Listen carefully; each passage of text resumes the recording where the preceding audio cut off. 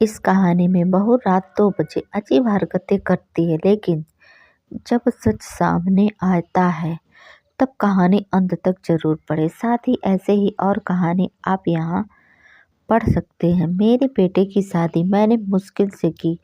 वो एक लड़की से प्यार करता था, लेकिन मैं नहीं चाहती थी कि उसकी शादी उसी से हो। मैंने उसे बहुत समझाया और उसकी शादी गांव की एक सीधी सादी लड़की से करवा दी।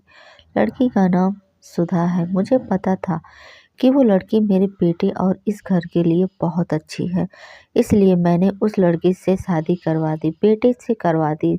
सुधा हमारे घर में आई। लड़की घरेलू तो बड़ों का सम्मान और घर का काम करती थी। अभी 10 ही शादी हुए थे, लेकिन उस रात के बाद मेरी यह सोच बदल गई। एक रात करीब 2 बजे मेरे बेटे के कमरे में चीखने की आवाज़ें आने लगी। यह चीखें मेरी बहू की थी। मैंने थोड़ी देर तक सुना, फिर वो चीखना बंद हो गया। राजीव के पिता मेरे पति को यह सब सुनाई दे रहा था, लेकिन फिर हमने उन्हें रात में पूछना उचित नहीं समझा, इसलिए दरवाज़ा नहीं खटखटाया। सुबह मेरी बेटी भी बोल रही थी कि मम्मी रात को कौन चीख रहा था। मैंने उसकी बात काट दी। कहा कि कोई नहीं, शायद कोई बाहर से चीख रहा था। मेरी बहू का स्वभाव उस दिन से बदल गया। वो चुप थी सारा दिन। मैंने सोचा शायद पति पत्नी के बीच की कोई बात होगी, इसलिए मैंने कुछ पूछा नहीं। अगली रात फिर 2 बजे वही हुआ। मेरे बेटे के कमरे से फिर चीखने की, रोने की आवाज़ें आने लगी। इस रात वो करीब 10 मिनट तक चली। मेरी बेटी उठ गई और उसने हमारे कमरे का दरवाज़ा बजाया। मैंने दरवाज़ा खोला, देखा तो वो बहुत डरी हुई थी। बोली, मम्मी ये क्या है? भाभी रोज रात को रोती और चीखती क्यों हो? ये क्या होता है? कमरे के अंदर चलो, अभी दरवाज़ा खुलवाते हैं। मैं दरवाजे के पास जाने लगी तो मेरे पति ने मुझे रोक लिया। कहा कि रुको, अभी बात मत करो, कल सुबह दोनों से बात करते हैं। उस रात को मेरा सोना मुश्किल हो गया था। सुबह मेरी बहू जल्दी उठकर घर के काम में लग गई। सुबह अपने बेटे के कमरे में गई, उससे पूछा क्या बात है, रात को बहू रोती क्यों है?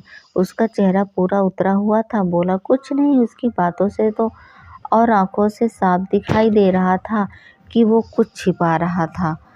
उन्होंने भी उनसे पूछा, लेकिन वो कुछ नहीं बोल कर घर से बाहर चला गया। मैंने मेरी बहू से पूछा, वो कुछ काम कर रही थी? उसको देखकर ही ऐसा लग रहा था कि जैसे रात में ठीक से सोई नहीं है, आंखें साफ बता रही थी। मैंने उसे पूछा, क्या हुआ था? तुम रात को क्यों रो रही थी? वो बोली, रो रही थी कब? नहीं तो मैं सो रही थी और मुझे तो कोई आवाज़ नहीं आई। आप क्या बात कर रही हैं?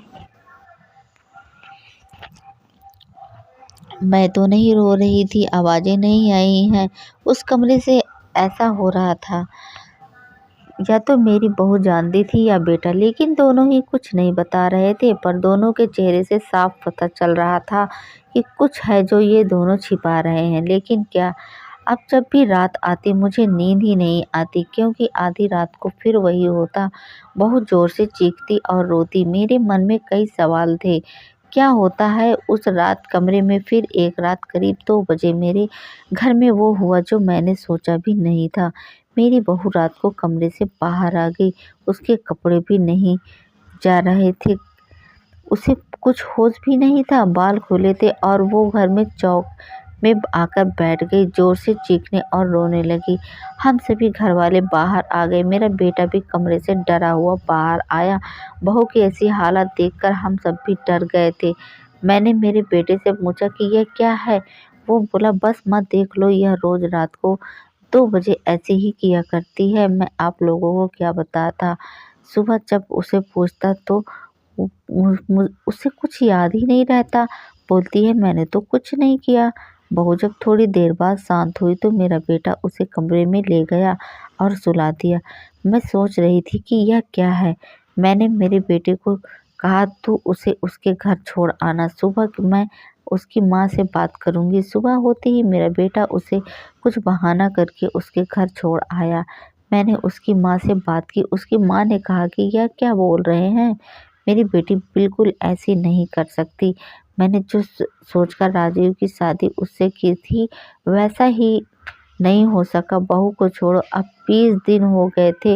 इस दौरान उसके घर में फ़ोन आता रहा लेकिन मैं टालती रही। मेरा बेटा भी कह रहा था कि मेरी बेटी वो दिन कैसे निकलेगी। मैं यही जानता हूँ मैं उसे वापस नहीं ला सकता। कहीं उसने मेरी जान ले ली हो तो क्या करोगी। मैंने उस पर ही फिर ज़्यादा दबाव नहीं डाला, पर मैं अपने आप को कोस ही रही थी कि मैंने अपने बेटे की शादी उस लड़की से क्यों करवा दी।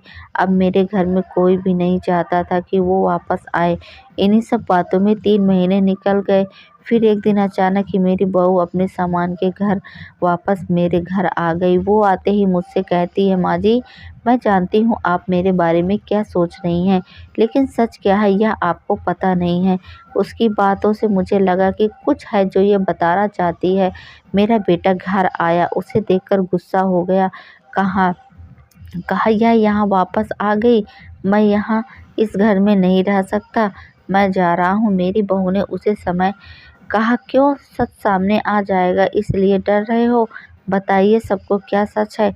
मैं उस तरह से क्यों किया करती थी। बेटा बोला कि हाँ, क्या सच है। सच सच यह कि तुम पागल हो गई हो और रोज रात को इस तरह से करती हो। बहू बोली कि माँ जी, आज अगर सबसे ज़्यादा दुखी और परेशान है तो वो और कोई नहीं, मैं हूँ।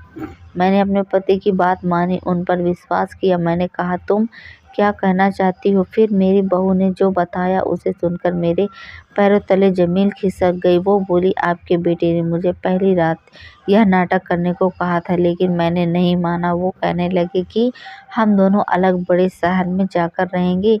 उनको कहा, अगर ऐसा मेरे घर वाले मुझे नहीं छोड़ेंगे, लेकिन तुम इस तरह का नाटक करोगी तो वो डर जाएंगे और फिर हम अलग रहेंगे।